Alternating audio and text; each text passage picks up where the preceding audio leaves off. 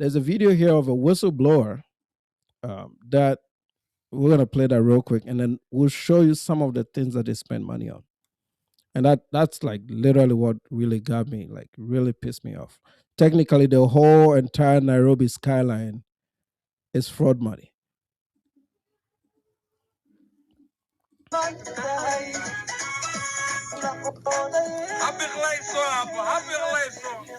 Cash flaunted on social media. A tray of gold on display during a Somali wedding in the Twin Yo, look, can you see that, bro? Yeah, I can see it. A tray of gold. This is real good. I'm from Ghana. I know one when I see one. Yeah, even in Kenya, there's these South Sudanese warlords that actually live in Nairobi, but yet they still do their dirt or whatever in South Sudan, right? And their kids will be flaunting around their money just like this in Nairobi, doing stuff just like this. It's that money does something to the brain that just makes people unruly, especially the kids. And there's even the rich class of Kenyans. Their kids are like totally out of control. Like they'll show up at the Nairobi airport coming from whatever country, right? And they expect the world revolves around them. They'll be talking down to the airport staff and everything, and it's just like, these are not Kenyans. We don't know who these people are. That money does something to people, man. It's crazy. Yeah, I once saw a gringo do this in Cartagena, showed up to the airport and was cussing out everybody, man. Many those Colombians sent his ass back right there in everybody's faces. And he got banned for life. He can't show up in Colombia. Good. But, in Africa, a lot of this shit rides, bro. But crazy. cities. All of a sudden, there was a boom, and people were buying very expensive homes and posting about those homes. Where was all the money coming from? A member of the Somali community in the Twin Cities believes he knew about what could be one of the largest meals program fraud in state history before it surfaced earlier this year. Despite community pushback, he's telling his story. Everybody knew, but nobody had the courage to speak about it because they understood the repercussions. So I decided to speak out. Abdi Osman Nur is a well-known activist in the Somali community, both in Minnesota and Africa. In COVID, it was a bad time because people in the Somali community lost their jobs. Most of them were just home and struggling. It was a very tight economic situation. People started showing off cars, money, and expensive equipment on Facebook and Snapchat. His skepticism. Why do if you're stealing money, why do you have to show it? That's crazy. And that was a $40,000 Mac Pro that they showed there. How much is that? $40,000. I think that's what that computer cost? Yeah, I think it's because of what I put in as far as the specs to check the price, but that was even a few years ago I checked it. Heightened. Shortly after schools shut down in 2020, the government loosened guidelines on meal sites to help kids. The USDA allowed school meals to be bundled in multi-day packs and consumed off-site. It also allowed restaurants to participate as meal sites or vendors. At the same time, to limit the spread of COVID, inspections of meal sites were reduced. The Minnesota Department of Education oversees school meals as well as nonprofit groups including Feeding Our Future, which is now at the center of a federal investigation. In late January, the FBI raided 14 properties linked to the nonprofit. FBI search warrants allege the nonprofit and several food sites it worked with misspent millions of federal dollars to purchase real estate, cars, and other luxury items. And then as it got worse, I saw that the food they were giving, they started not paying attention to it. It was being left in the streets and not being distributed properly. There's that Court rice. documents say one Feeding Our Future meal site, Safari Restaurant, claimed to have served 5,000 children a day in July 2020. Bank records. Is this why honey on our Yeah. Remember she said it was that nasty rice and pasta. Restaurant rice and pasta. So this was that restaurant. Yeah, that's the restaurant. You even mentioned it on the live stream, and I told you that that's the same restaurant that Elon Omar was in, promoting the organization out of that restaurant. But it was also the same restaurant where they claimed on some affidavit that they had 500 customers, and this, like a day, but they're actually, in actuality, they're only serving about 100 customers a day out of there. And we're Huh. talking about actual sales out of that restaurant. So they weren't just doing the fundraiser fraud, for our children are our future, whatever. They're also doing autism fraud. Oh Autism shit. fraud was awfully huge too, because autism fraud is actually an issue with a lot of these 501c3s that people are setting up all across America. So the Somalis in Minneapolis, they got into that too in a very big way. Oh, man. I don't mess with federal money, bro. I'm not interested. Right. Even like medical doctors. I know a lot of doctors that don't accept any federal programs because they don't want to be accountable to them at all. One small clerical error and you're in trouble. True. Show the business owners use federal dollars to purchase this multi-million-dollar building and this million-dollar home. The investigation revealed Feeding Our Future executive director Amy Bach received a large sum of money derived from federal child nutrition program funds. Pause. Oh, look how that lady's smiling. That's all that money. Yeah, and it's been said many a times over the past few weeks that she's the mastermind behind all this. Like, she's the one that was the friends with all that. I think if she's the mastermind, she'd be the perfect mastermind, because how many people, as a big group as the Somalian community is of fraudsters that got involved, how many other people from any other community do you think, realistically, would fall for her master plan of scamming the government with these organizations? I think she saw an opportunity in the Somali community, and she took full advantage of it, knowing that they would do this. Yeah. I mean, a lot of them really plan this, right? People think like fraudsters don't make plans. They actually Right. scheme it out, right? Right. This is sad. Like, I do you think these guys recover from this? I don't think they do, because they're still in the news cycle. I don't know. It's kind of hard to say, man. It's like, I mean, if they go back to Somalia, or some of them that go back to Kenya, whether if they go there on their own or they're deported, if that's what's going to happen to them at the end of the day, then it's no big deal. The only problem is if they're going to serve any time here, because what it seems like is, a lot of people are talking about deport these fraudsters, right? They're in prison right now, the ones that have been convicted. Right. But for how long are they going to be in prison before they get deported? Because if they're only in prison for up to, say, 12 months or less, and then get deported, then the justice was not really served. All it did was get rid of the problem, but the Okay. justice part of it was not served. If they're going to do something like that, they should do the full time, or at least do the full time in a foreign prison and have tax dollars pay for it here from here. It would be cheaper to house them in a foreign prison than it would be in an American prison. But To here's let, the thing, though. A yeah. lot of these guys are not, because they have financial crimes. Mhm. They don't go to maximum security prisons. So the prisons they go to are like really easy beaty. Okay. I know a Zambian guy that was in federal prison. I don't know him personally, but I know I ran across him in Zambia Mhm. before he got arrested in Atlanta, and he did some financial crimes. Right. Him and some other, I think it was him and the Nigerian guy. That was his second offense. So he got 5 years and they released him after 3 years. Then the Nigerian guy, he was the mastermind behind it.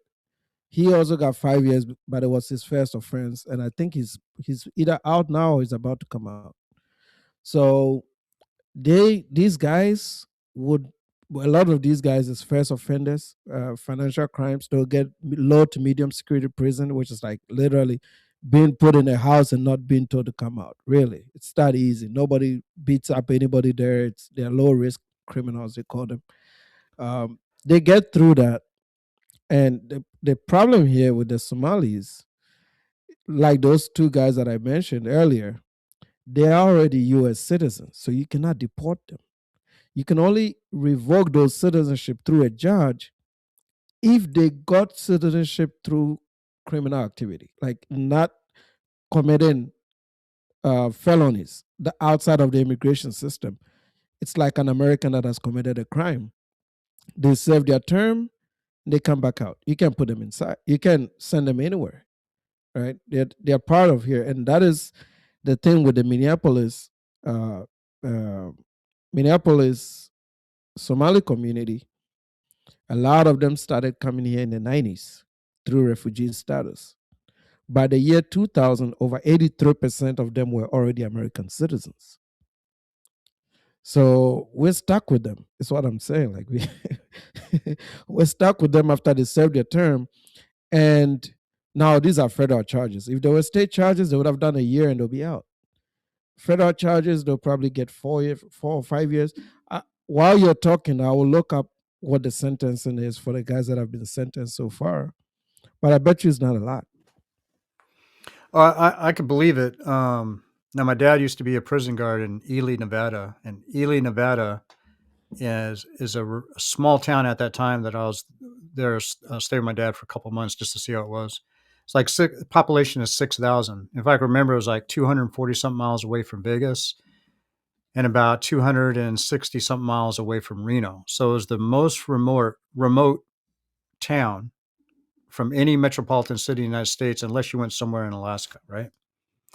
So I did a tour of my dad's prison while he was working there, and the person there that got the most amount of time, it was like a 30+ year sentence, was an old accountant, like a tax accountant who did some fraud, and it was a federal charge. And he was one of those prisons where the state and the federal prisons will exchange inmates. So he was there on that. But guys there that were doing the worst crimes you can ever imagine were getting like 5 years, 10 years, 15 years, stuff like that. Never, hardly ever any of them were there for 20 years or had a sentence for 20 years. So but this guy did tax fraud, I think is what it was. He got 30 something years in a maximum secure prison, Ely, Nevada. And basically, if you escape out of that prison, the way it's situated, bro, it's nothing but desert, hills, and mountains, and it snows very cold in the wintertime. And it's a mountain on top of another mountain. So try to picture that. Yeah, so I just looked up one of the cases, Sahra Noor, Minneapolis. Mm-hmm. He only got 51 months with 2-year probation. That's crazy. And this is for a $250 million fraud. Now, so some people calculate this into their potential arrest. They're like, I'll come out. The property is already in Nairobi, right? Right. It's the time they're willing to do. But yeah, 51 months. They don't get much at all. It's not even 5 years, bro.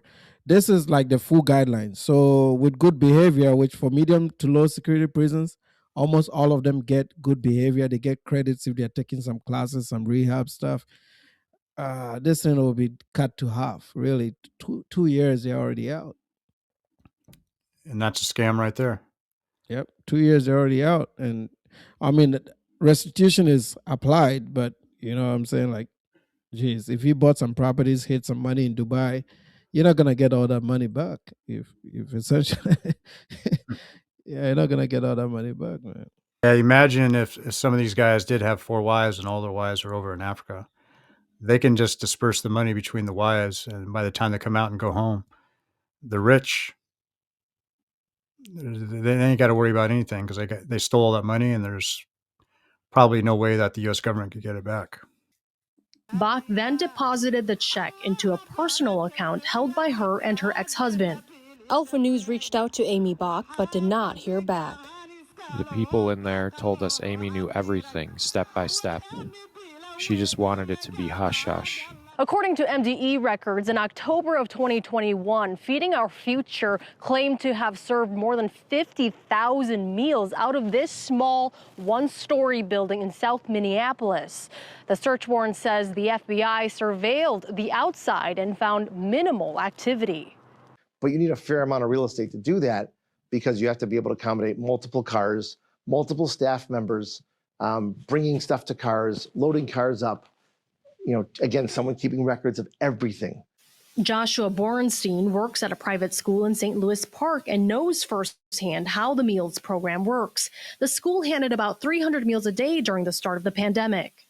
Assuming the allegations are correct, it doesn't add up to what my experience was with MDE. They were on top of things. They're on their game. They watch what's happening. They want to see everything. And so the fact that they would have let something that big slip by, if that's in fact what happened, would be very, very hard to believe based on how they run their shop. In summer 2020, MDE observed speedy growth in the number of community sites sponsored by Feeding Our Future, as well as the exponential increase in meal reimbursement rate. The amount of federal money going through the local nonprofit skyrocketed from $3.4 million in 2019 to roughly $200 million in 2021. The Department of Education moved to immediately terminate the nonprofit and issued a pay stop. But Feeding Our Future sued MDE. On April 21st, 2021, a judge told MDE that it did not have the authority to stop payment to Feeding Our Future and needed to continue paying Feeding Our Future claims. On April 2021 is also when MDE began working with the FBI. The Department of Education is currently not under investigation. The U.S. Attorney's Office told Alpha News they are not providing additional comment regarding whether there will be a grand jury for the case. If you are somebody who has a conscience or a person who has any dignity, they would not do something like this. Afraid of repercussions for speaking out in the Twin Cities, Abdi went on a trip to Africa early this year. When he got there, he says he was attacked and pepper sprayed for information he put online regarding Feeding Our Future. Abdi. So that means there are people in, and I think this was in Kenya where this happened. So there are people on the ground that were aware of his whistleblowing because they were beneficiaries of this process, right? That's what I would believe. And looking at the ground right there, that's the way they lay the bricks for the parking lots in Nairobi. So I would say that's true. That's this thing is bigger than I thought. You know, like I wish I could go back and take back my very first video that I made. Hey, you know what? That one gentleman on your last live stream, he brought it up to a point. But now that I think about it, when he was bringing up the thing about he's seen a lot of real estate going up and, in Nairobi when he was there. Yeah. I have a feeling that brand new mall, which is now the biggest mall in East Africa now, that the Somalis built, that a lot of this money in fraud went to that mall. God damn. It's $200 million is a lot of money, bro. Well, you got to remember the actual amount of everything before this $8 billion came out was $1.7 billion. So that's quite a few malls in Nairobi. That is bigger than some countries' GDP in Africa. That's like, Right. Think about it. Right. It's a lot of money.